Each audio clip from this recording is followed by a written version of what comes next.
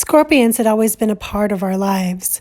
We were taught by Mommy to check our shoes before putting them on in the morning and to search our bed covers at night to make sure there were no scorpions in the folds.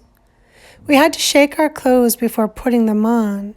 We couldn't lean against walls. We couldn't reach into the wardrobe or dressers without fear of being stung by a scorpion hiding in the dark. But at night, while you're sleeping, there's nothing you can do to keep a scorpion from crawling up onto the bed, or, as in Abuelita Chinta's case, when she died in 2002, you can't keep a scorpion from falling from the ceiling and stinging you. So the night I woke up screaming for Mommy, I recognized the pain right away from the 2 previous times I'd gotten stung. My right butt cheek burned as if I'd been branded by a red-hot poker, like the cows at the dairy farm down the road from my grandmother's house. "Mommy! Mommy!" I yelled. "Nina, what's wrong?" Mago asked. "Scorpion," I said. Mago ran out of the room to help. Carlos jumped out of the bed and stayed by my side, but didn't touch me, as if he were afraid the scorpion would sting him too. My grandfather kept on snoring and didn't wake up to help. "Mommy!" I cried out again. But my mother didn't come to my side. Instead, it was my aunt who came running into the room, asking me where it hurt. The scorpion was hidden on the collar of my dress, and when Tia Amparichitz pulled it off, I felt another sting on my neck. The pain spread up, pulsing in waves from my neck to my shoulders and up to my face. "Mago, go slice an onion and get the rubbing alcohol," Tia Amparichitz said. Mago ran to the kitchen while my aunt and Carlos hunted for the scorpion because the locals believed that if you killed the scorpion that stung you, its venom wouldn't be as powerful. But they couldn't find it. "What's all this fuss about?" Abuela Avila said as she stood by the door. When Tia Amparichitz told her about the scorpion, Abuelita Avila glanced around the room. "There it is," she said, pointing to the straw-colored scorpion crawling high up on the wall, barely visible in the weak light from the bare bulb hanging above us. Everyone gasped as it squeezed its flat body through the crevice between the adobe bricks and disappeared from sight. Tia Amparichitz rubbed alcohol over the stung areas and then tied the onion slices on them with strips of cloth. Tears bathed my face, and I felt as if 1,000 hot needles were piercing my body. My face, my hands, my feet were becoming numb. She sent Mago back to the kitchen for an egg, which she then forced me to swallow. It felt like a big ball of mucus gliding down my throat. Tia Amparichitz said the raw egg would dilute the venom. Back then, I didn't know any better than to believe this, so I made the knot in my throat loosen so the egg could slide down. "We need to take her to the doctor," Mago said as he sat next to me and squeezed my hand. "There's no money for that," Abuela Avila responded. "The venom might not do much harm now that she's eaten the raw egg," Tia Amparichitz said. "Besides, look at you, Mago. When you've been stung, it's as nothing happened." "But that's because my blood is hot and strong," Mago said proudly, "and I am a Scorpio, so scorpions don't do anything to me. But please, Tia, take Reina to the doctor." "There's no money," Abuela Avila said again. "I'll keep an eye on her tonight," Tia Amparichitz said. "If she's still not well in the morning, I will take her in. ¿Está bien?"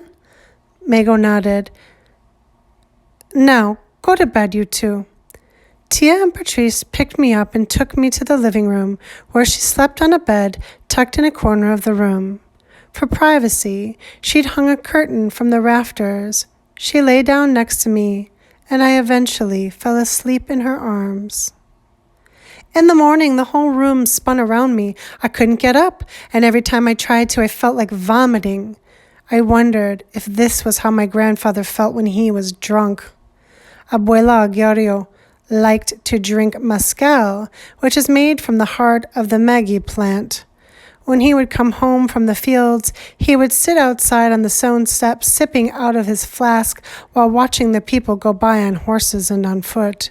He would call out to his friends and ask if they wanted a drink.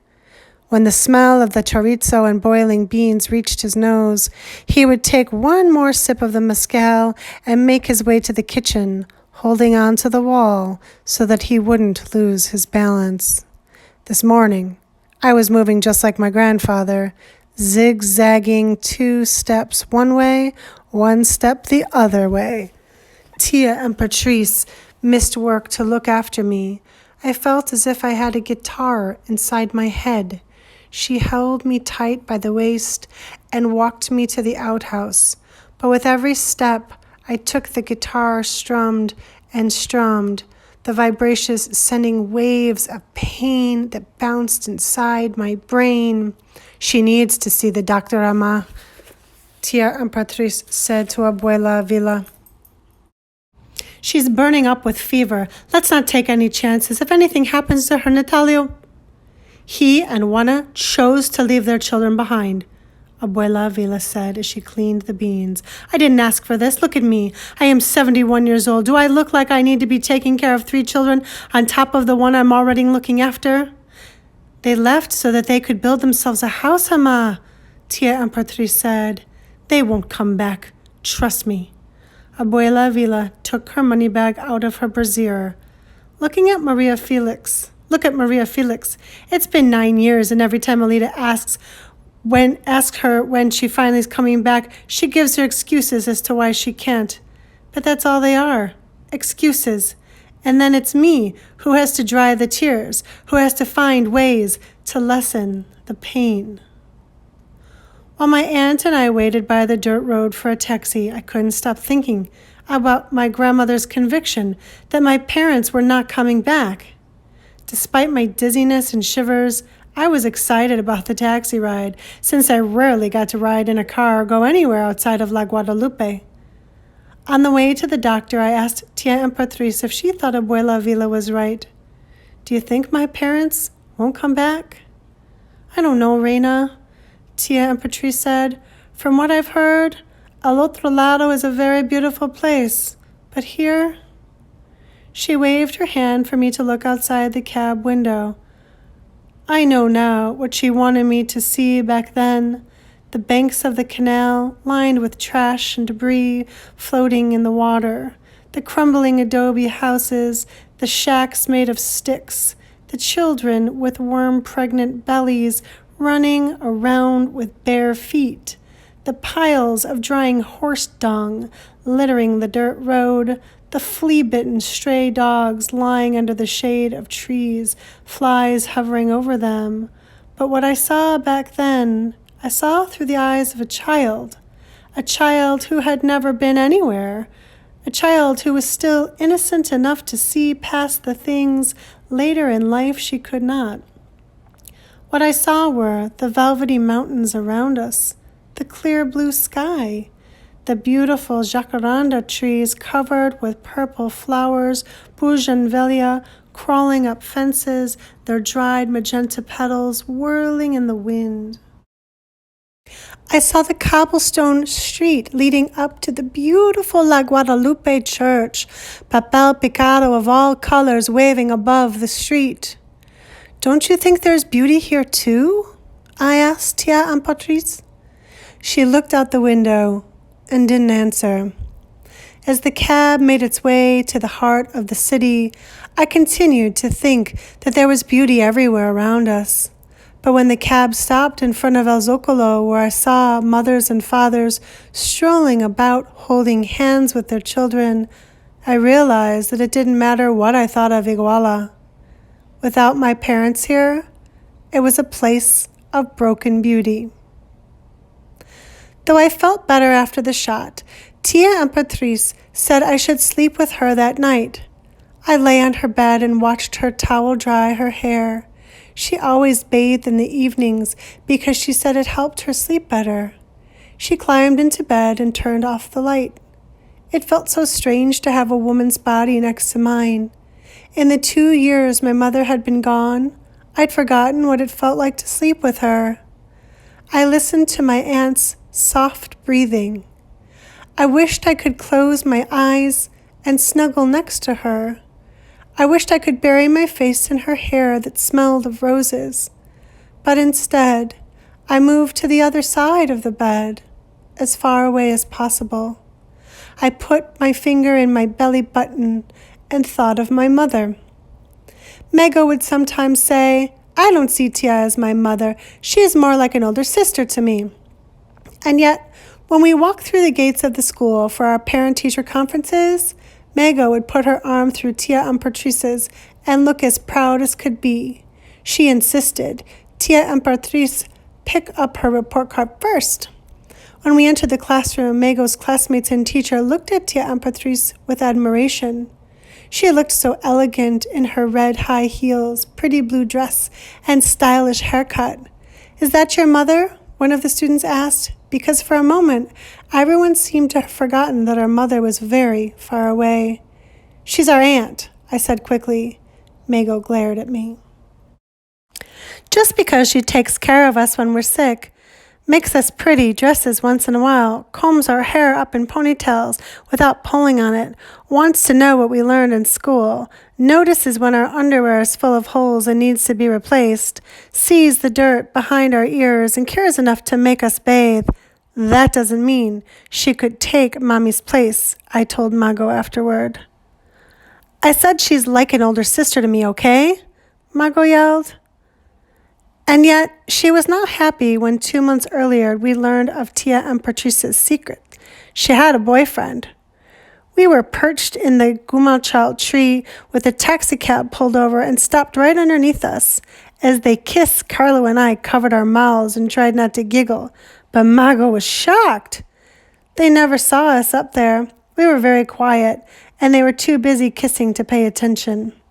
Tia Emperatrice didn't want Abuela Vila to know she had a boyfriend. She started wearing skirts a little above her knee, but when she came home, she lowered them so that Abuela Vila wouldn't see. Up from the tree, we could see her wipe the makeup off her face before coming into the house. Abuela Vila never approved of any of my aunt's suitors, so my aunt was already considered a spinster. She was going into her 30s, and women there start getting married as soon as they become señoritas, even to this day. "You should be happy for her," I told Mego as we watched Tia Emperatrice sneak out of the house to see her boyfriend.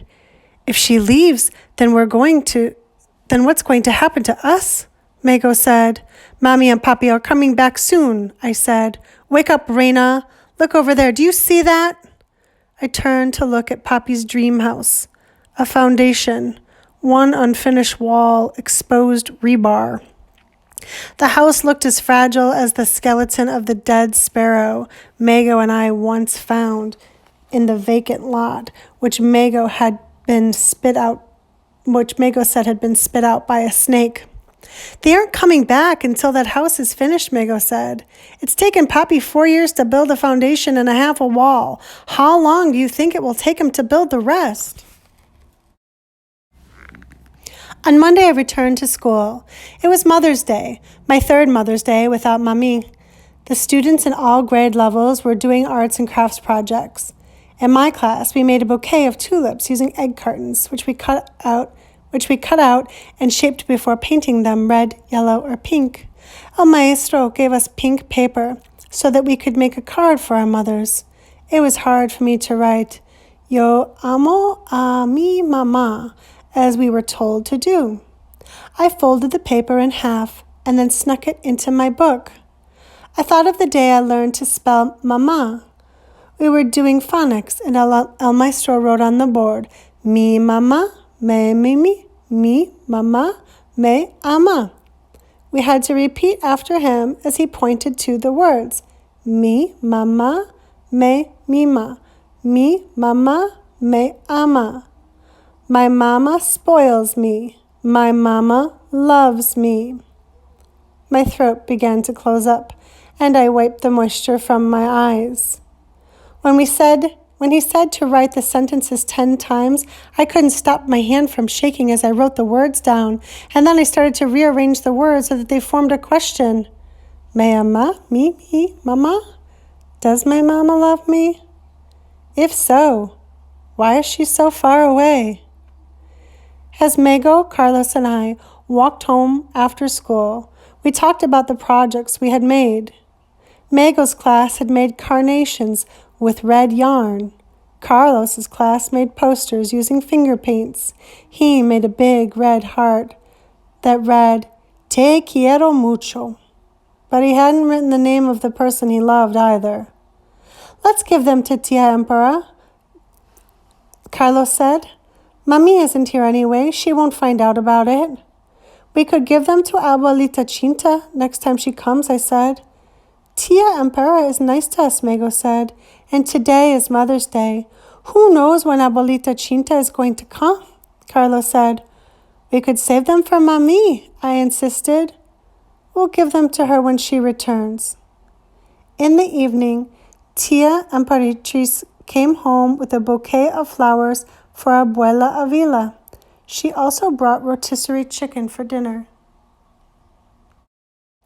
It wasn't until after her bath that Mago said we needed to decide what we wanted to do. When we couldn't agree on anything, Mago stood up and said, I'm going to give her my carnations. Do whatever you want. I glanced at the photo of Papi, wishing for the 1,000th time that we had a photo of Mummy too. I was forgetting what she looked like, smelled like, felt like. I couldn't remember the sound of her voice, the way she laughed. Every time I closed my eyes to remember, I could hear Tia Emperatrice's laughter. If I took a breath, I would inhale the fragrance of Tia Emperatrice's shampoo that smelled of roses. I went to the living room where my aunt was drying her hair. Tia, we want to give you this, Mago said as she shyly handed the bouquet of yarn carnations to her. And this, Carlos said, handing her the poster that read, Te quiero mucho. I stood back. I held on to my bouquet of tulips and hid behind Mago. Oh my goodness, Tia Emperatriz said. What a sweet surprise. She took Mago's and Carlos' presents. I clutched Mago's dress so hard that I yanked it away. She pushed me toward Tia Emperatriz.